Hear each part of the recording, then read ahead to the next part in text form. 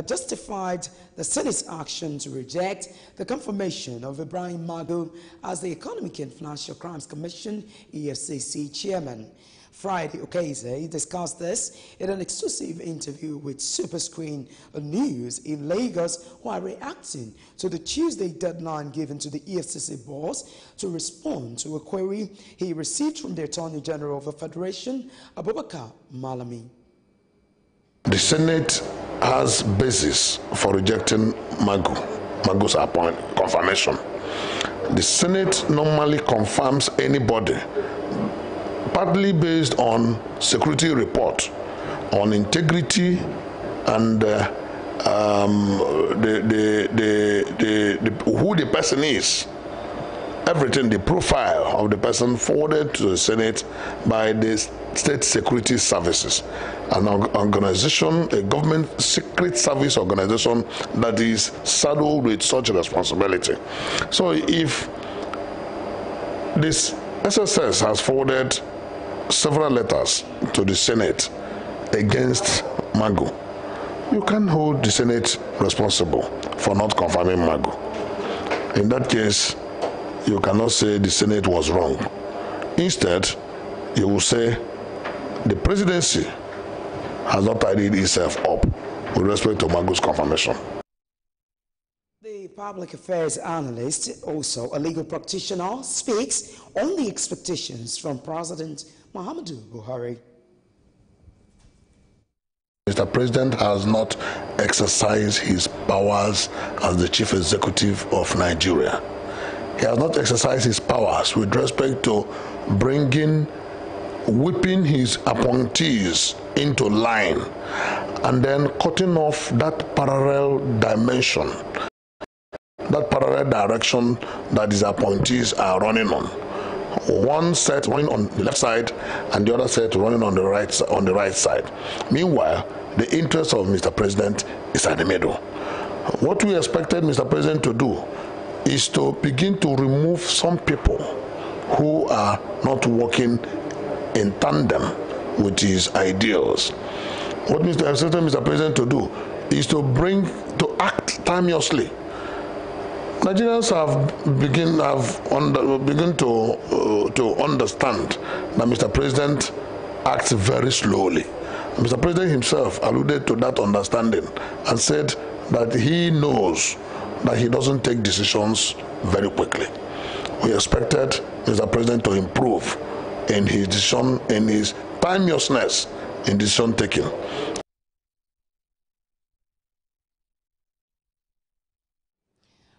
Public affairs analyst Friday Okeze speaking there.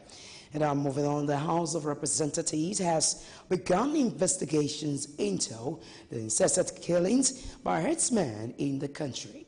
The Speaker, Yakubu Dogara, set up a 7-man committee to conduct the investigations, and the Deputy Whip of the House, Pali Iriase, has been named as the committee head.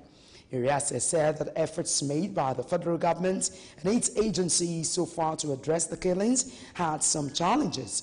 He also said the House would visit the locations of the attack and speak with victims, survivors, and other stakeholders.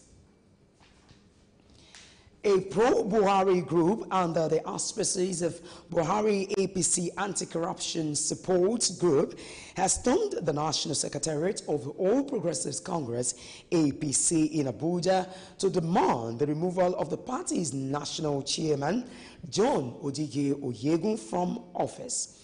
The protesters, who were led by their leaders to the APC National Secretariat, carried placards and accused Oyegun of being involved in corrupt practices.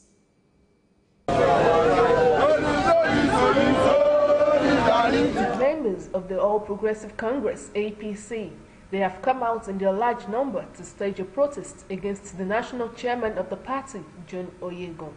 The protesters, under the auspices of Buhari APC Anti-Corruption Support Group, stormed the party's national secretariat to demand Oyegun's sack.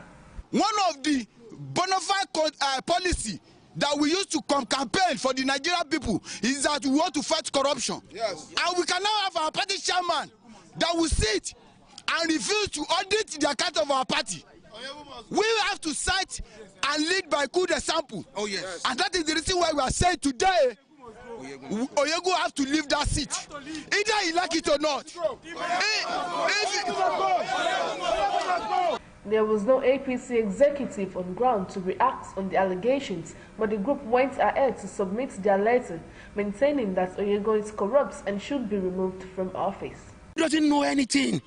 He's just killing the party. And you can see all these problems that we are facing in the country. Everybody categorizing Muhammadu Buhari. It's because of this bad administration of Chief John Oyego. Majority of the problems that APC as a party has now is presently majorly because of Chief Oyego, the national chairman.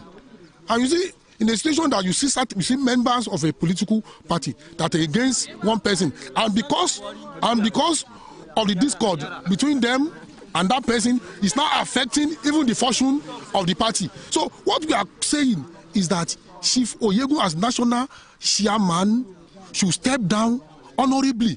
The group insists that the conduct of elective convention that will bring a new national chairman is the only panacea for peace in the party. Worthy of note is that the protest against the APC national chairman is coming barely a week after the national leader of the party, Bola Tinubu, met with the party's National Working Committee as part of efforts to reconcile the aggrieved members of the ruling party. Kaduna State government has justified its action on the demolition of a building belonging to a faction of the All Progressives Congress APC in the state. The building located at 11B Samba Road, used by a faction of APC, was demolished by the state government. Hunkoyi, a leader of one of Restoration APC, alleged that the demolition was masterminded by the state governor Nasser El-Rufai. Ibrahim Hussaini, Director General of the Kaduna State Urban Planning and Development Agency, KAPSUDA, said in a statement that the demolition was part of operations the agency was undertaking across Kaduna Metropolis in compliance with its mandate. The agency said it duly served the occupants of the building a notice of revocation, which they did not yield to. The land has now been allocated to KAPSUDA for the purpose of developing and maintaining a public park that will provide a green area and a serene place for recreation in that residential neighborhood. Boko Haram terrorists have abducted 3 persons and attacked an undisclosed girls' secondary school in Yobe State, cutting away food items. Yobe State Commissioner of Police, Sumanu Abdul Malike, said the terrorists abducted 3 persons around Gaidam local government area after carrying out the attack on Dakchi village in Busari local government area. Eyewitnesses said when the insurgents got to the secondary school, they broke into the store and stole food items after the teachers and students fled for safety. Abdul Maliki also said no life was lost in the attack. If you've just joined us watching SuperScreen News at 10, we'll take a short break here, and when we return, we'll bring you business news. Stay with us.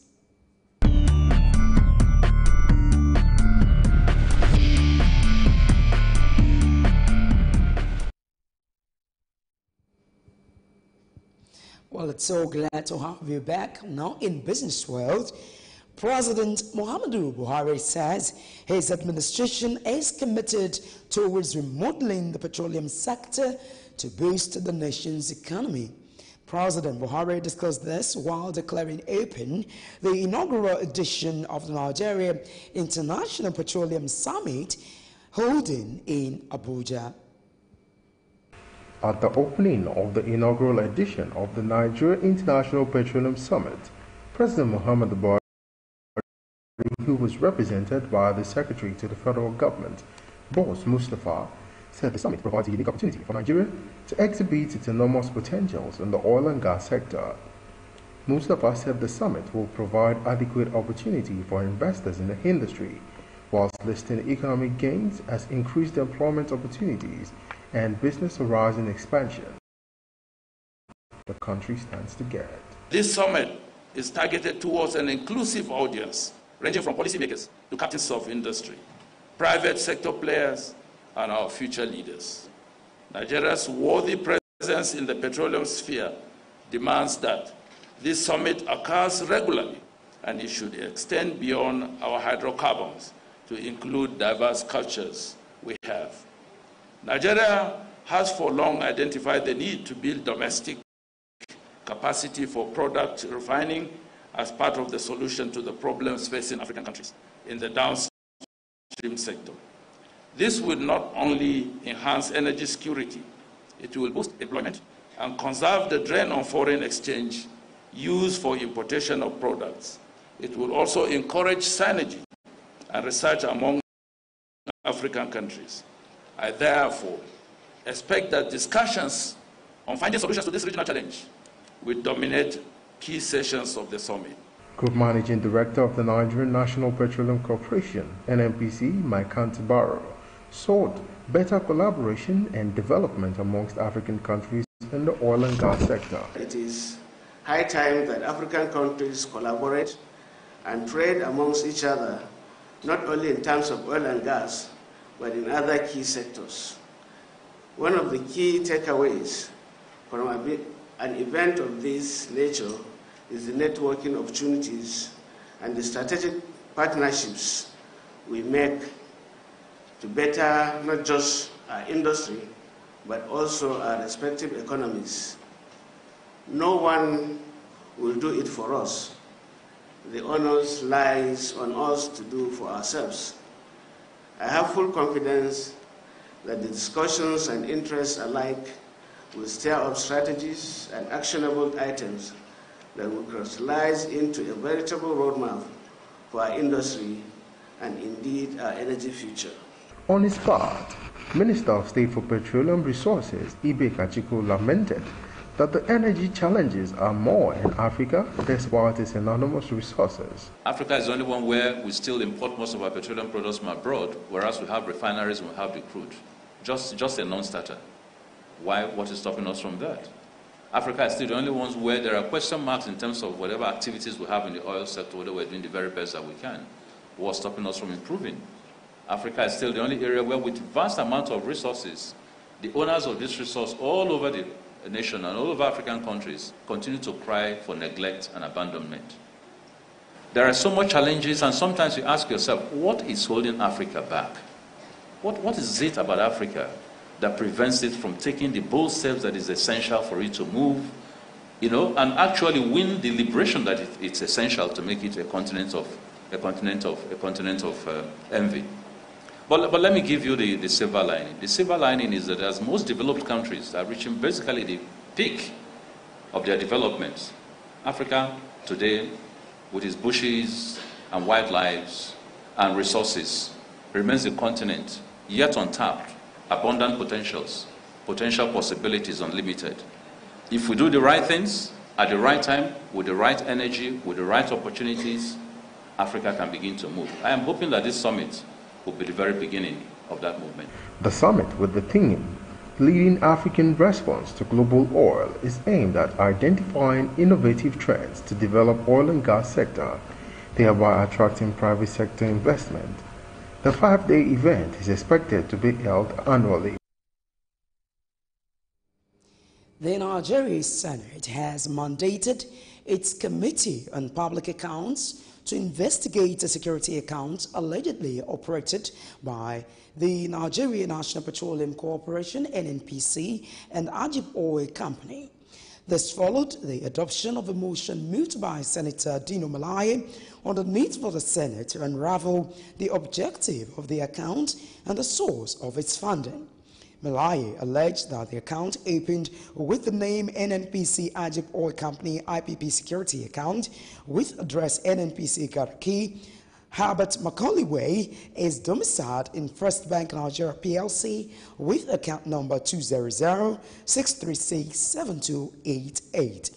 He also alleged that the account had an opening balance of 31.7 billion naira and a closing balance of 34.5 billion naira as of April 25, 2017, maintaining that there were lodgements and withdrawals since January. In a related development, the Nigeria National Petroleum Corporation, NNPC, says it has imported 9.8 million metric tons of petrol, worth $5.8 billion, to combat the fuel crisis that resurfaced last year in Nigeria. NNPC Managing Director Mekanti Baru discussed this at a public hearing organized by the Senate Committee on Public Accounts at the National Assembly Complex in Abuja. In a presentation by Baru, who was represented by the Chief Operating Officer of Finance and Account, Abdulrazak Isiaka, said it carried out the massive importation and fulfillment of its statutory role as supplier of last resort to ensure the Nigerians would not suffer as a result of product unavailability. And that's it in business news. I take another short break, after which we'll bring you news from the foreign scene and then sports. Do stay.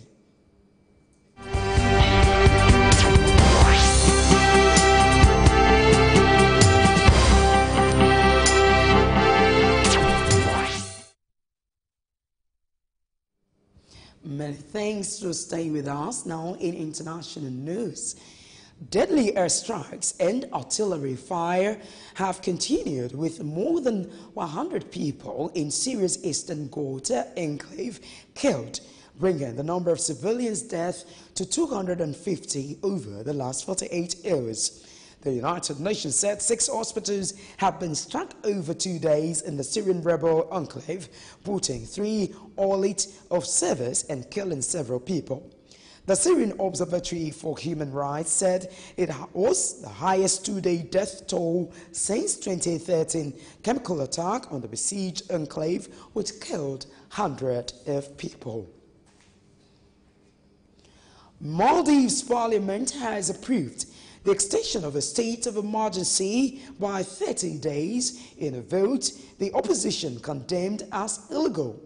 The move comes amid continuing protests in the capital, Malé, and widespread international condemnation of the initial 15-day emergency imposed by Maldives President Abdullah Yameen on February 5.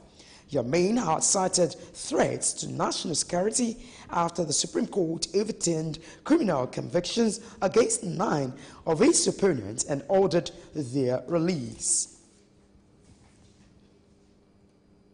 And in sports news this morning, Nigeria's Akoma Omioga and Sheung Adigun made history as the first Africans to feature in bobsleigh at the Winter Games. The duel finished in 52 minutes 21 seconds and 52 minutes 55 seconds to place 20th in women's heats 1 and 2 at the 2018 Pyeongchang Winter Game in South Korea. The athletes have reason to celebrate as their timing was in improvement on the one from their training heat on Sunday, which was 52 minutes 96 seconds and 53 minutes 60 seconds. In Hit 1, United States' Elana Taylor and Lauren Gibbs finished in 15 minutes 52 seconds to win race, followed by Germany's Mariana Jamaica and Lisa Buckwitz, who ran 50 minutes 54 seconds. And United States' Jamie Poser and Ada Evans placed third with 50.59 seconds record. So talking sports news this morning, Nigeria midfielder Victor Moses has emerged as the maiden ITO and NFF Awards Player of the Year winner. The Nigeria star won the crown ahead of his Super Eagles teammate Wilfred Ndidi and Lobby Stars forward Anthony Okpoche. Reigning African Women's Player of the Year, Asesa Oshala, won the women's version. In left back, Ukowem Udo beat Nura Mohammed and Stephen O'Day to the Young Player of the Year for men, and Falconer striker Rashidat Ajibade beat Anam Imo and Gift Monday to win the Young Player of the Year for women. Former Falcon star Anne Chijane won the Women's Coach of the Year, beating Edwin Okon and White Ogunna. While Plateau United coach Kennedy Boboye won the Men's Coach of the Year award ahead of Abdul Mekaba of Oka. And that wraps it up on SuperScreen News at 10. Many thanks for watching. Remember to join us at 12 for more news updates. As always, I am Adenike Oweye Ajiboye. Good morning.